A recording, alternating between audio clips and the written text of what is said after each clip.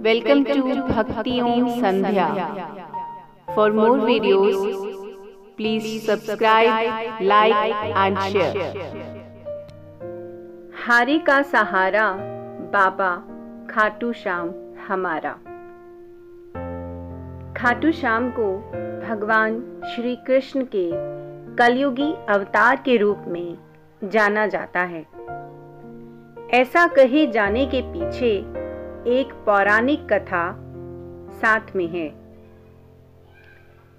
राजस्थान के सीकर जिले में इनका भव्य मंदिर स्थित है, जहां हर साल बड़ी संख्या में श्रद्धालु आते हैं। लोगों का विश्वास है कि बाबा श्याम सभी की मुरादें पूरी करते हैं और रंक को भी राजा बना सकते हैं। बाबा खाटू श्याम का संबंध महाभारत काल से माना जाता है। यह पांडु पुत्र भीम के पौत्र थे। ऐसी कथा है कि खाटू श्याम की अपार शक्ति और क्षमता से प्रभावित होकर श्री कृष्ण ने इन्हें कलयुग में अपने नाम से पूजे जाने का वरदान दिया। आइए उनसे जुड़ी एक कथा सुनते हैं। लाक्षागृह की घटना में प्राण बचाकर वन वन भटकते पांडवों की मुलाकात हिडिंबा नाम की राक्षसी से हुआ। यह भीम को पति रूप में प्राप्त करना चाहती थी। माता कुंती की आज्ञा से भीम और हिडिंबा का विवाह हुआ, जिससे घटोत्कच नाम के राक्षस का जन्म हुआ। घटोत्कच का पुत्र हुआ बर्बरीक, जो अपने पिता से भी शक्तिशाली और मायावी था। बर्बरीक देवी का उपासक था। देवी के वरदान से उसे 3 दिव्य बाण प्राप्त हुए थे, जो अपने लक्ष्य को भेद कर वापस लौट आते थे। इनकी वजह से बर्बरीक अजेय हो गया था। महाभारत के युद्ध के दौरान बर्बरीक युद्ध देखने के इरादे से कुरुक्षेत्र आ रहा था। श्री कृष्ण जानते थे कि अगर बर्बरीक युद्ध में शामिल हुआ तो परिणाम पांडवों के विरुद्ध होगा। बर्बरीक को रोकने के लिए श्री कृष्ण गरीब ब्राह्मण बनकर बर्बरीक के सामने आए। अनजान बनते हुए श्री कृष्ण ने बर्बरीक से पूछा कि तुम कौन हो और कुरुक्षेत्र क्यों जा रहे हो? तो जवाब में बर्बरीक ने बताया कि वह एक दानी योद्धा है, जो अपने एक बाण से ही महाभारत युद्ध का निर्णय कर सकता है। तो श्री कृष्ण ने उसकी परीक्षा लेनी चाहिए। तो बर्बरीक ने एक बाण चलाया, जिससे पीपल के पेड़ के सारे पत्तों में छेद हो गया। एक पत्ता श्री कृष्ण के पैर के नीचे था, इसलिए बाण पैर के ऊपर ठहर गया। श्री कृष्ण बर्बरीक की क्षमता से हैरान थे और किसी भी तरह से उसे युद्ध में भाग लेने से रोकना चाहते थे। इसके लिए श्री कृष्ण ने बर्बरीक से कहा कि तुम तो बड़े पराक्रमी हो, मुझ गरीब को कुछ दान नहीं दोगे?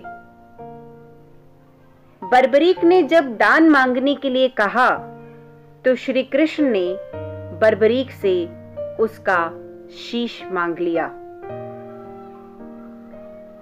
बर्बरीक समझ गया कि यह ब्राह्मण नहीं, कोई और हैं, और उन्हें उनका वास्तविक परिचय देने के लिए कहा।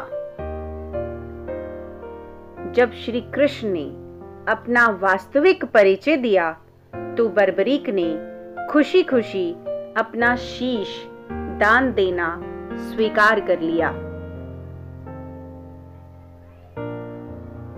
रात भर भजन पूजन कर फाल्गुन शुक्ल द्वादशी को स्नान पूजा करके बर्बरीक ने अपने हाथ से अपना शीश श्री कृष्ण को दान कर दिया।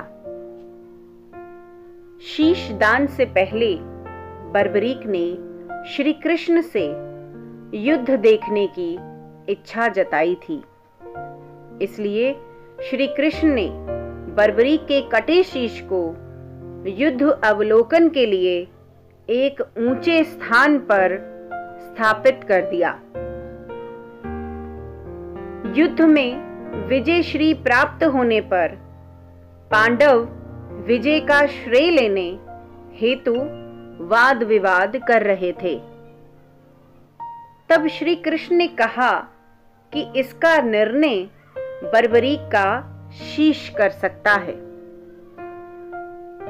बर्बरीक के शीश ने बताया कि युद्ध में श्री कृष्ण का सुदर्शन चक्र चल रहा था, जिससे कटे हुए वृक्ष की तरह योद्धा रणभूमि में गिर रहे थे। द्रौपदी महाकाली के रूप में रक्तपान कर रही थी। श्री कृष्ण ने प्रसन्न होकर बर्बरीक के उस कटे सिर को वरदान दिया कि कलयुग में तुम मेरे श्याम नाम से पूजित होगे। तुम्हारे स्मरण मात्र से ही भक्तों का कल्याण होगा और धर्म, अर्थ, काम, मोक्ष की प्राप्ति होगी।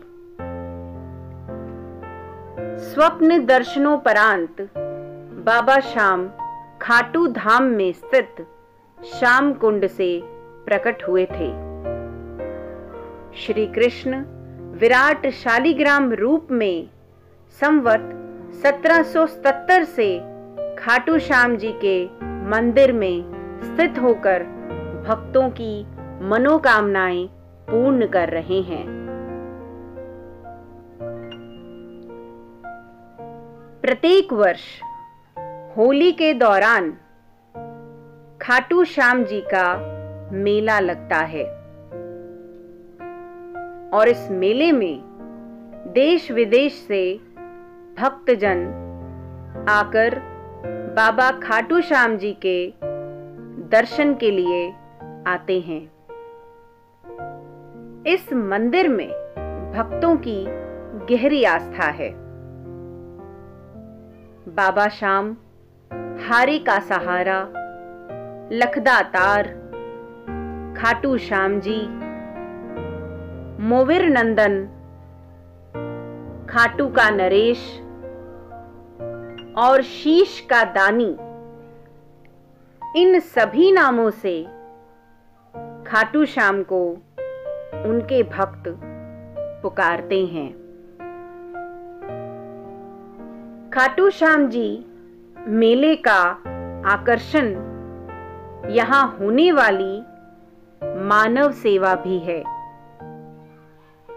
बड़े से बड़े घराने के लोग आम आदमी की तरह यहां आकर श्रद्धालुओं की सेवा करते हैं। कहा जाता है ऐसा करने से पुण्य की प्राप्ति होती है। भक्तों के इस मंदिर में इतनी आस्था है कि वह अपने सुखों का श्रेय भी उन्हीं को देते हैं। भक्त बताते हैं कि बाबा खाटू श्याम सभी की मुरादें पूरी करते हैं।